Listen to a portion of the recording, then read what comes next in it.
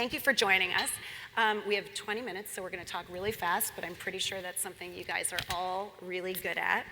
But I want to start off by talking about leadership and what a leader looks like and behaves like, because I think we all kind of grow up with one idea of what a leader is, and then when you're actually in a role that calls on you to exhibit some leadership, you start really questioning all the things that you were taught. And so I'd like to hear a little bit about what each of you thought a leader was and how you've tried to redefine that in your own working life. And Moj, I'm going to start with you because you're here. Awesome. Hi. Hi. I'm excited to be here. Leadership. I feel like leadership, it's such a tricky thing because I think there's different tactics that work at different stages in your life and in your company. I think there are times in where it's about rolling up your sleeves and doing the same, sort of being the person that, like, I would never ask someone to do something I wouldn't do myself. Mm-hmm. And then at some point it becomes about, like, being a good manager, being a good delegator.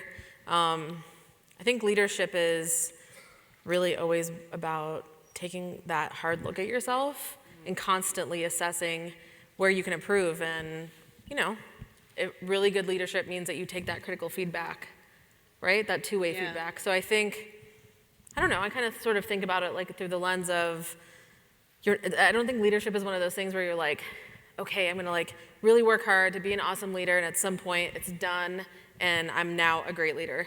I think like it doesn't work like that? Like some days I'm like, God, I was great this week or great this month, and then it's always like one small thing that happens, and for me it's always like the new intern in my office, something that's new that someone wouldn't have noticed, and that person had like a terrible experience, it didn't work out, or whatever it is that has someone like not get your goals and communication. Mm-hmm. And I'll pretty much spend the rest of the week thinking like, what did I do that had me not be able to communicate across? Because like I think here. Mm-hmm. So I think like you think up here and you're trying to execute down on the ground. Right. And so I think that's where leadership happens, right? Mm-hmm. And so that the ability to execute between the idea and the execution is really hard. So I think being honest that being a leader is an incredibly vulnerable state of being. Yeah. I don't know. Does that make sense? Yes, it does. Like, you're just imperfect. You're like, I'm in a totally imperfect, like, you're like, amazing, you're running this great company. And you're like, God, I hope I'm not, like, totally fucking this up, Like, but, like, most of the time you, like, but everybody's thinking but you're, like, right? completely messing it up, like, most of the time. Isn't that kind of reassuring, though, for people to hear? I mean, I think that, like, people should be pretty confident in the fact that, like, you are pretty much messing it up most of the time. But that, like, 5% of what you do that's, like, really, really, really, really great should be able to, like, sort of, right size all of these little decisions that happen along the way. I mean, I have, like, all of these people in my mind that I think, like, God, they're the best leader in the world, but when you get closer to them, you see, like, they're all having those same self-doubt. We're all just really trying to, like, figure out how to scale ourselves. Like, scaling humans is, like, really tough. We have not figured that out yet. I was literally talking with someone at lunch like 35, 40 minutes ago where I was like, hey, just remember, if you forget everything I said, remember that everybody else is faking it too. Right. And I think what you said about just self-doubt and insecurity, I mean, everybody loves to talk about the imposter syndrome, but it's a real thing. And even like super aggressive behavior and overconfident seeming behavior, which maybe comes from some folks that have a sort of a legacy of empowerment, even that is compensation for insecurity. So, I mean, we all start with same self-doubts. For me, you were talking about, and when you talked about vulnerability, it triggers this thought, which is, for the first decade or so in my career, I feel like I was living into archetypes of leadership. And in the past, I've talked a little bit about this notion of leadership and the strong jawline, the look of leadership, its strength, its impenetrability. There is no weakness. You see no vulnerability. Vulnerability as weakness. Had a hard time sort of reconciling that with the idea of being authentic, but that wasn't a buzzword yet, now it is.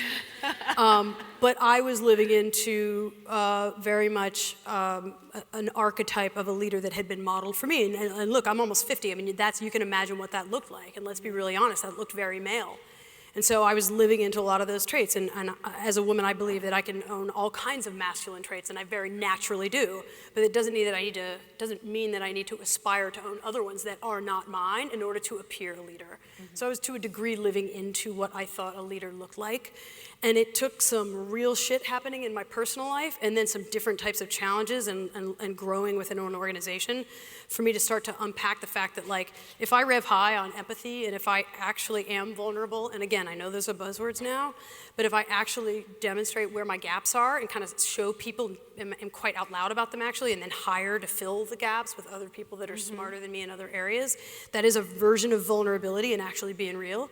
And when I started to drop this notion of like living into archetypes of perceived archetypes of leadership and actually, and again, I know this is very cliche, but be myself, like with all of my strengths and all of my weaknesses fairly out loud, there's something you unlock in people that make them want to come along with you. And get into that, because I think that's so interesting. What does that look like specifically? I mean, is that being willing to cry, in front of your team if you feel like crying? Is it about admitting, I have no idea how we're going to solve this problem? What does like, vulnerability look like? Yes to both. I mean, I don't ever try to cry in a meeting, but it's happened. And when Right. I'm sorry. Who here has cried That at would be work? good, though. Right? Yeah. Okay, Let me drum that up real quick. No, I mean, look, you guys read me already. I read as fairly tough. I mean, that is sort of who I am and how I read, but I'll cry in a meeting. And when someone else apologizes for crying in a meeting, that's when I grab them by the collar and I'm like, use your emotions at work. And I'm serious. Use your emotions at work. Be real. Drive a point home. Channel your energy. Because this idea of apologizing for real emotion is to create a workplace that no longer is capable of unpacking like uniqueness as real contribution, and that's when you get homogeny. Yeah. I mean, if we're gonna and we know as a fact that diverse groups make better decisions, we've all heard the stats, but if you're actually gonna drive inclusion, you gotta unpack unique contributions from individuals who bring their uniqueness because they are different from one another. And look, an empathetic leader who can be themselves and cry and have a shit day or admit a mistake or acknowledge a weakness and say that kind of stuff out loud is much more likely to find and even then maximize the contributions of individuals because of their uniqueness than someone who doesn't roll with empathy. I mean, this is like what I've just learned in the last 10 years about leadership is like, drop it all, be real, let it roll, be really open with your weaknesses, and others will do the same with you, and they'll run through walls for and with you, and you're gonna start to find the uniqueness in the individuals across every spectrum of every definition of visible and invisible diversity. And for me, I get fired up about that, and I wanna be all of my imperfect self if I can allow others to do that, and then you start to find the magic in every person. Yeah. So you learned that your initial idea of leadership, right, the strong jawline idea, you had worked at the NBA and then for years at Red Bull, which, forgive me, maybe it's nothing like this, but I have a somewhat bro-esque picture in my mind. Pretty bro-y. Deirdre, I'm sure I'm far off. You've grown several startups that have been female driven, right? You're at The Wing now, but you were at Glam Squad and before that Soul Cycle. Although you started your career at Goldman, the last stretch of it and the real growth period has been working on largely female teams. Has that brought a different element to how you think about leadership? I mean, how does it feel to be in this room right now? It's been amazing. I think, my career at GE and Goldman Sachs, very similar. Like, I just had this impression of leadership that you had to be a jerk. And you had to be this, this person that, told everyone what to do and didn't really think about their development.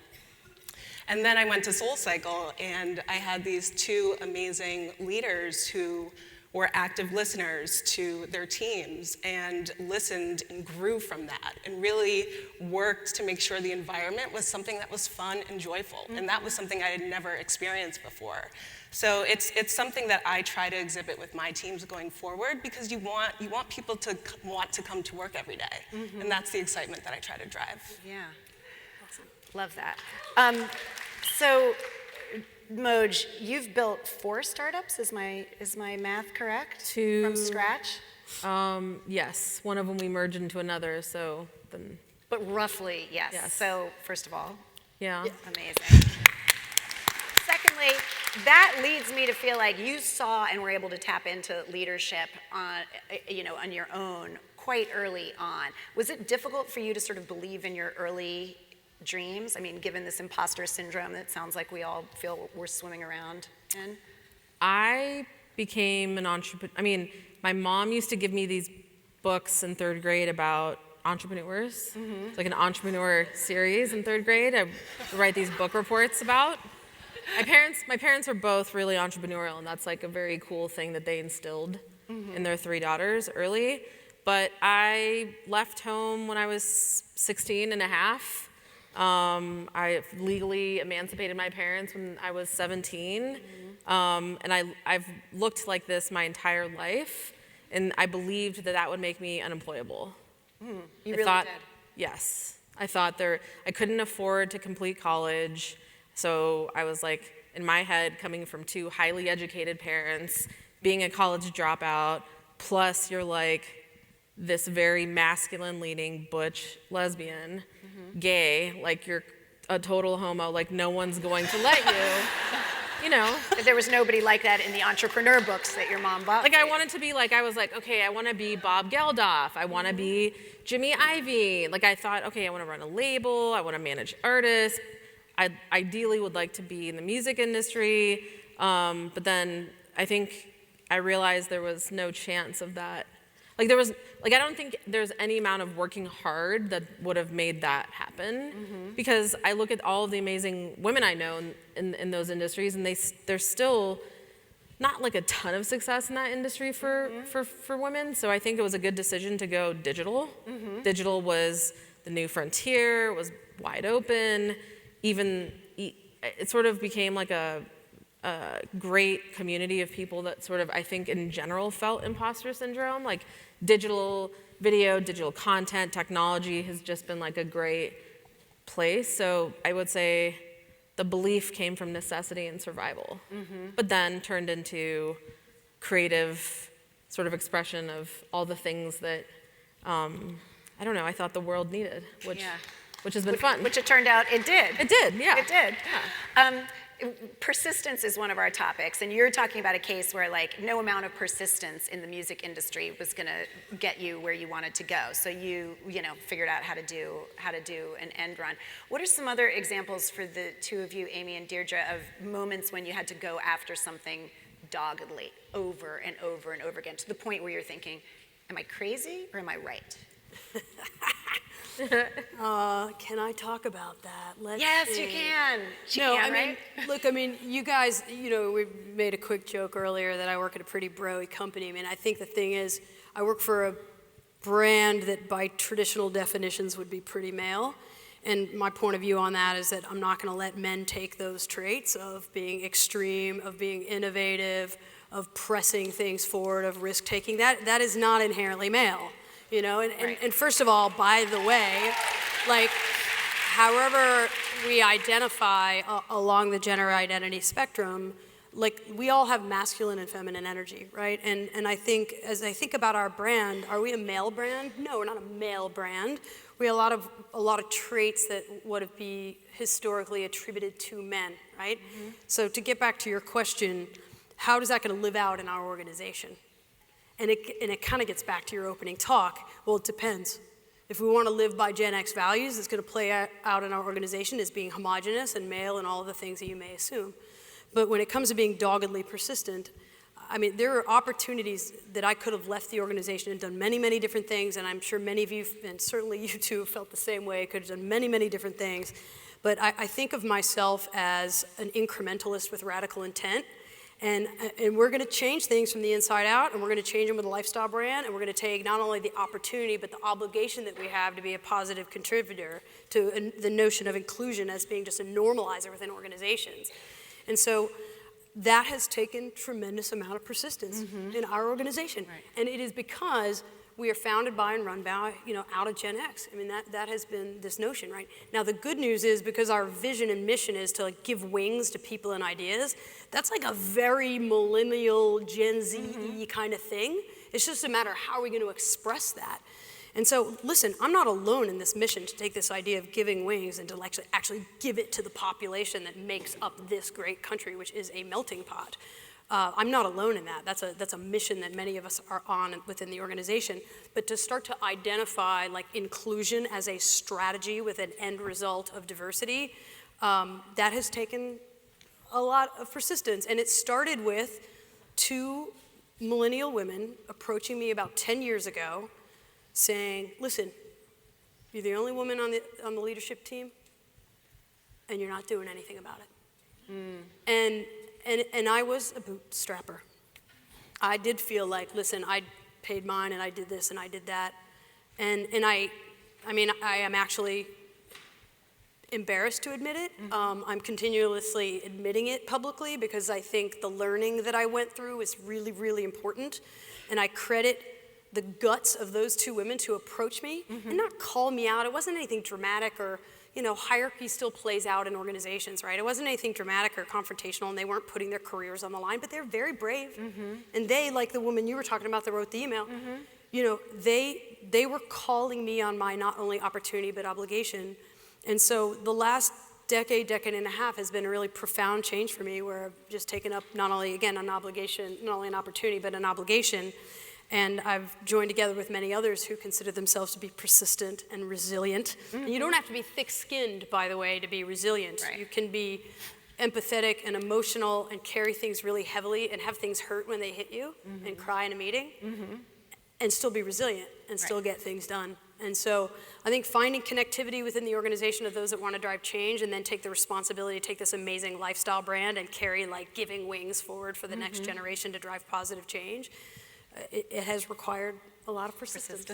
And has not always Keep been a at it. natural outcome of our culture. Right. It's taken time. And sometimes you have to get your ass kicked by millennials. You do. And learn from it. And I welcome that. Deirdre, persistence probably is a little different for you because you're in an environment that is so new, right? I mean, the wing has only existed for now 3 years, 2 years? A little over 2, yeah. Yeah, and does that give you permission to, to be a little bit wilder, crazier, et cetera? It does. I think at the Wing, we are really focused on our mission, which is the advancement of women through community. And so everything that we choose to do, every strategic decision that we make has that mission in mind. So I think as a company and as a group, we're all persistent in making sure that mission is achieved. And so we do that in everything that we do, in the space that we have here in San Francisco, the space we have in New York, which is really great to see that you have this group of people really rallied around a mission that everyone truly, truly believes in, and really I think is important, especially in this time. I know, Amy, you've got sports background. Pat Summitt, who was the basketball coach at the University of Tennessee, classic, iconic coach. She said that one of the marks of a real leader is admitting your mistakes, which sounds like such an obvious thing, but is so hard to learn. Any examples from any of you of things you had to cop to that No, were never significant made a for you? I've never been in that situation. Never. So many. Yeah? Like what today? What yesterday? Oh my God. I'm so guilty of like overworking myself and drawing a bar of like, even like with my son, like over the past year, it's like, is it a great thing or not a great thing that I only took so much time off? And so I think, I hate that term, work-life balance. Yeah. But that work-life harmony, like sort of thinking about that, what that means, I think not resisting that from the culture of the environment of the people I work with, but sort of leaning into that for sure. Yeah. Like I was just kidding, by the way. I'm sure we're all sort of guilty of, like I think you innately believe like I must sacrifice so much to get to a certain point. Yeah. So it's hard to fall in that leadership trap. Is it influenced by the fact that, your team, you have so many young people on your team who are learning many things from looking at you, but Totally. partly they're learning how do you live a successful life? And I think they're also teaching me, frankly, how to live a successful life because they are committed to a work-life balance. They are committed to I've they cry all the time, and it Yeah. doesn't. They have no shame about it. Yeah. And it's like, for me, I was like, you know what? Like, I'm just gonna start crying too. Like, that's like, it's like, you know, like, no, but it's kind of amazing because like, my companies previously were very, you know, like a lot of Gen Xers, and I would say having it, you know, a lot of people in my company are like in their early 20s, like 19, 18, 20, and like, there's just the rules for how to conduct are totally different. Right. So I think, yeah, I don't know. I think that there's a lot to be learned from the people that come up in your company. They can teach you a lot. You were talking before, Amy, about we were joking about getting your ass kicked by millennials, but you know, if we're on the subject of persistence, and as I was talking about before, there is this image that people don't stick with companies or jobs for as long as they used to, you know, which is often as long as their bosses might want them to. I know you have an interesting theory that that is on the leader to fix and not just on the employee. Yeah, I mean, this is a question about retention, right? And Gen X, oftentimes the leaders are Gen X, the employees are millennial, and we think they're entitled, so they want to flip it and go somewhere else so they feel more appreciated. And this is a leadership issue. This is about like retention strategy from my perspective.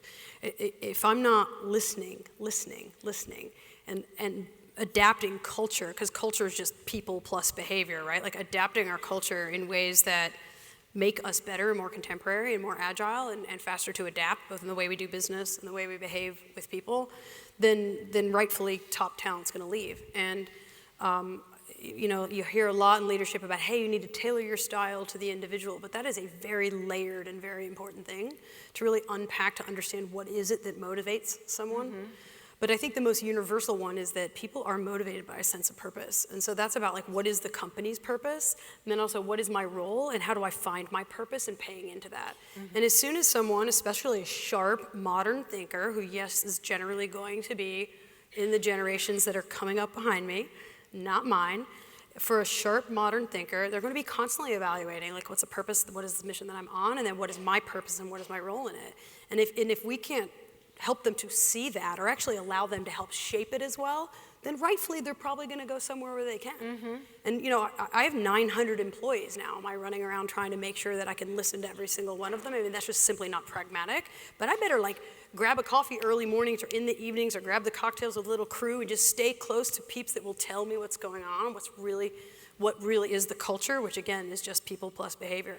And as a leader, if I can't adapt culture, and if I can't help remind everyone of our purpose, and then if I can't help individuals to find their purpose, but most of all develop leaders that can do the same thing, because I can't run around and do it all myself. Mm-hmm. It is about developing teams that know how to develop teams, and part of that is individuals finding their purpose. Mm-hmm. So if we have this sort of flight issue with, and thankfully we don't, but if organizations have a flight issue with sharp up-and-coming talent, it's on the leaders. It's not on the generation. The generation, millennials, Gen Z, that is business now. Right. Right? So it's our job to adapt. It's not their job to adapt to us. Yeah. It's our job to adapt and figure out where they find their purpose and how they can thrive in the culture that you're leading. That's your job.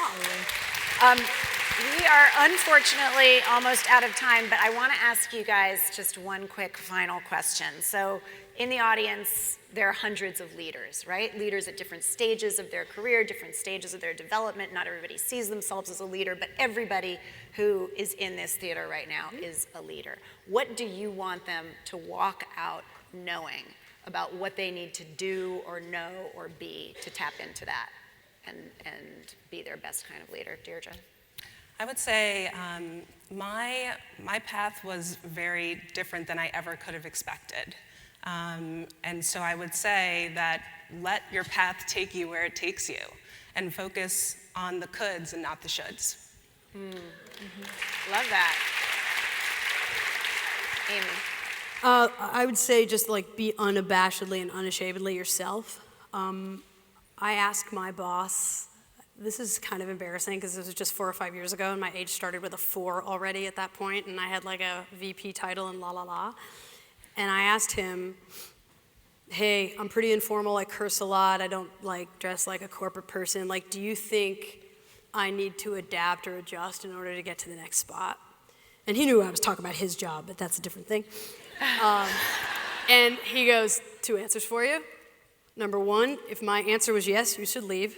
You should never work somewhere that is actually asking you to fundamentally change who you are.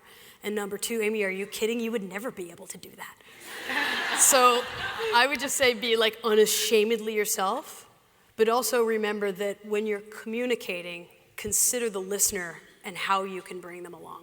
Because if you're unashamedly and unabashedly yourself and you don't have a sensitivity to who's receiving you and how, you're going to undermine your influencing skills. And I think those two things can live together really well. Yeah. Moj. I will say the two things I've really learned over the past, I would say 5 years, have been that in order for me to be my best, I have to sleep, work out, and hydrate.